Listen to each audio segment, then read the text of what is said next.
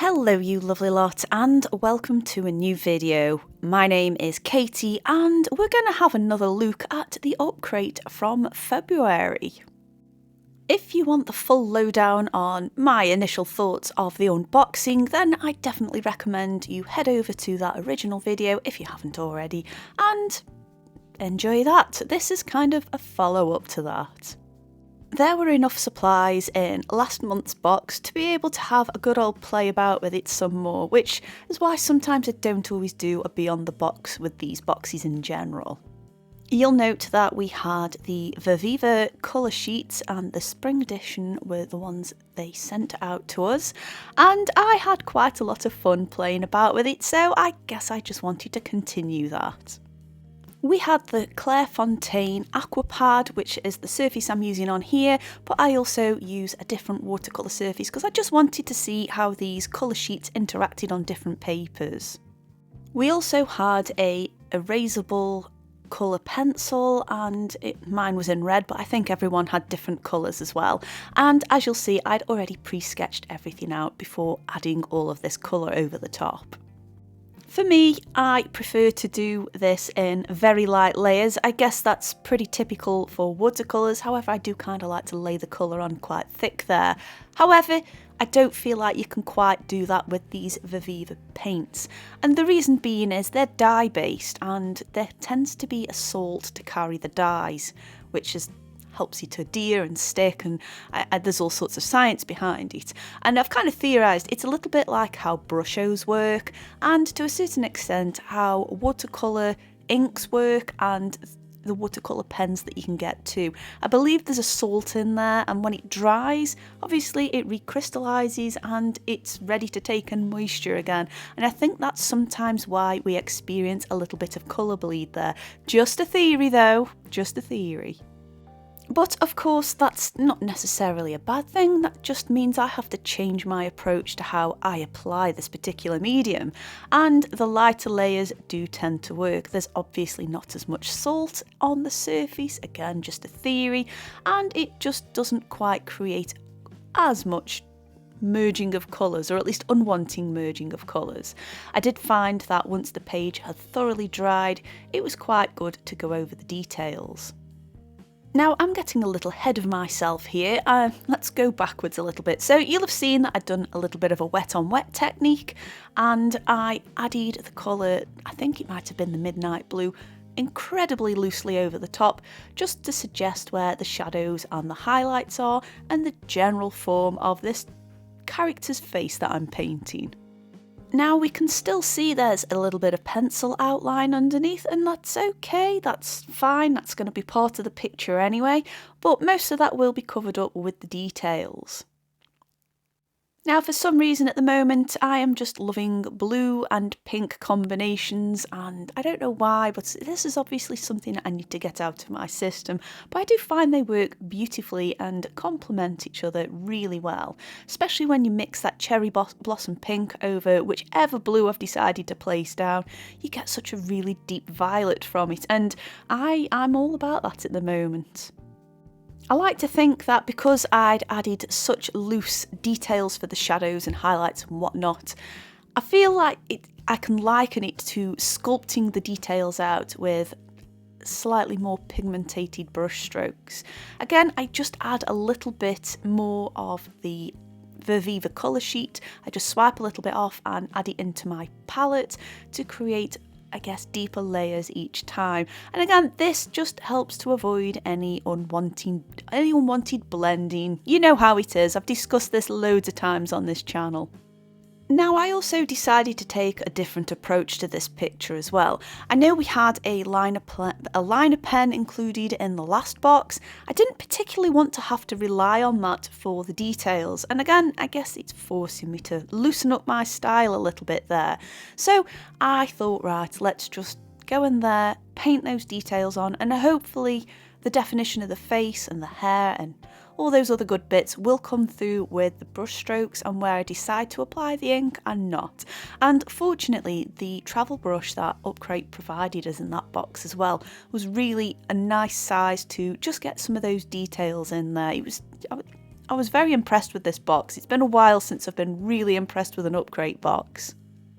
But I kind of like to think I'd gone through all the pros and cons on the unboxing video, so I guess I'm just going to give my thoughts about this medium in general. Now, I know I've just said a load of wonderful things about it and things you can do, but it kind of ever so slightly pushes me out of my comfort zone, and again that's down to the unpredictable nature.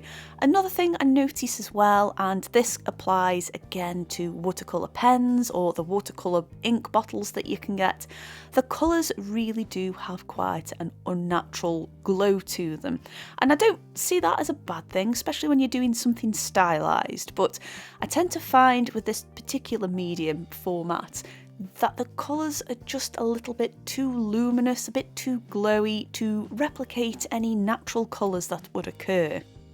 But that doesn't mean I don't like them. It's just something that I find hard to get my head around sometimes, especially if I'm not really massively planning a piece out and I just go to a certain colour thinking, oh, that's going to be perfect, and I'm looking at it and going, that's a little bit too rich. But hey ho, you know, art's not all about getting it perfect every time. It's just about enjoying the process and experimenting and seeing what happens. And just because perhaps something aesthetically doesn't quite turn out how you want it to, it doesn't necessarily mean it's a failure, and it's still a learning experience which hopefully can be taken on to the next piece.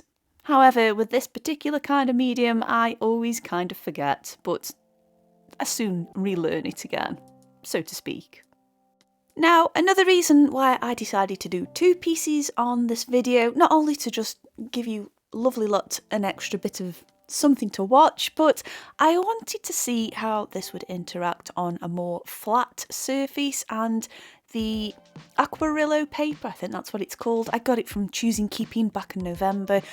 That's a 100% cotton hot press, and I wanted to, I guess, just see how it would interact and if I could add some colours with the having a bit more of a finer detail and less worry about the merging. I know cotton papers can stay wet for longer, and obviously they're a little bit more absorbent, and I guess it all depends what they've been sized with, but we're going into territories I'm not too familiar with there. And I just wanted to experiment and see how it would work. So I'd got a line drawing, which I took away on my little vacation and just sat and doodled and drawed while I was out there. I suppose I could have taken this with me as it was an ideal travel set, but I just wanted to keep it simple while I was out there.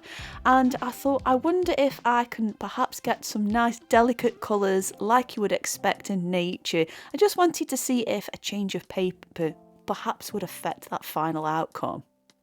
Now, I'll pop the reference material on the screen at some point, and you'll see that it's quite drastically different in some areas. The pink, for example, again, it's really vibrant, and for me, I find it really hard to mix colours with these Viviva colour sheets. Again, that's not a criticism, they do give you plenty of colours to work with, so I guess there's something in there.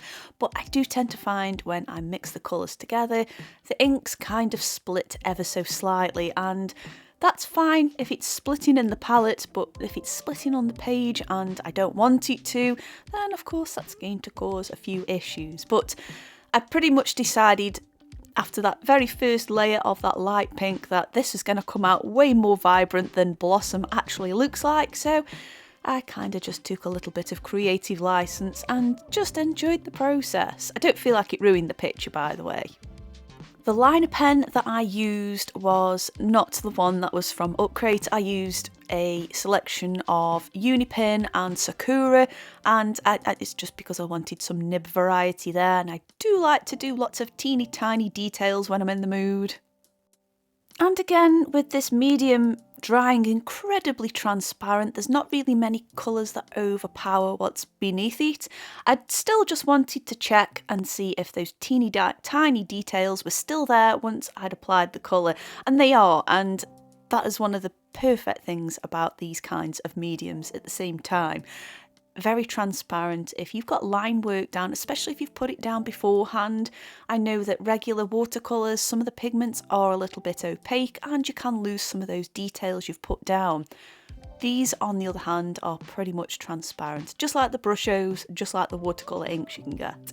And with a bit of gentle persuasion, they can be moved and manipulated around, so you can still get those gradients in there too. And to a certain extent, some of those watercolour effects. I'm sure if I'd sprinkled some salt on here, actually, it wouldn't have affected things too much with the details beneath. But I also didn't want to introduce too many textures at the same time. But I think they would react really well with salt, and I definitely recommend giving that a try at some point. Now, I had considered adding, or at least attempting to mix my own Payne's grey, but it just wasn't. I just didn't trust myself with it, so I decided to just blend a purple using that midnight blue and the cherry blossom. I know those two inks were relatively compatible. It is a bit of a gamble though, and I just applied it on very lightly, very carefully and precisely to emphasise the folds within the petals of this blossom. Again, the colours are quite off, but to be honest, I don't hate the outcome. Kind of quite like it actually. I've sort of added my own to it. Although there is that unnatural luminosity to this picture, I do feel like I did manage to just rein it in ever so slightly, but that tree bark brown was just a little bit too cool, a little bit too red toned for the branch. I might have benefited from adding some green in there, but again, it just seemed like one of those complicated colours that would probably just wouldn't stay mixed very well, especially whilst drying. Now, I did find that I went over some areas in a very, very diluted version of that purple that I'd mixed, and I was half expecting it to sort of reactivate the layers beneath. It was a little bit more stubborn than I thought, and I was actually quite glad about that, because that just meant I'd got a little bit more control over the piece, and it was nothing that just adding another layer of that same dilution over the top didn't sort out. It was great. Now, obviously, you'll have seen the reference picture, and it is off the free photo references for artist Facebook group. I didn't want to do the background black, mainly because there wasn't one included in the set, and I could have used some Indian ink for the job, but I just wanted to leave it as it is. I kind of like how delicate this is. I don't draw very much botany, so I kind of wanted to be able to appreciate the line drawing itself rather than having an overall piece. Sounds like I'm making excuses here, but honestly, there was method to it, I swear. I do quite like how this came out though. It's a little unbalanced in some areas with colour, but hey ho, we live and we learn with these things, don't we? I also quite like the portrait as well. I like just how nice and loose and flowy that was, and it was a good exercise for me too. Anyway, I do hope you have enjoyed this Beyond the Box video. I hope it's given you a little bit of inspo for continuing to use your supplies beyond the prompt and beyond all the other ingredients that were in there. I want to say thank you so much for watching. I hope you've enjoyed it, and I'll see you lovely lot soon. Bye!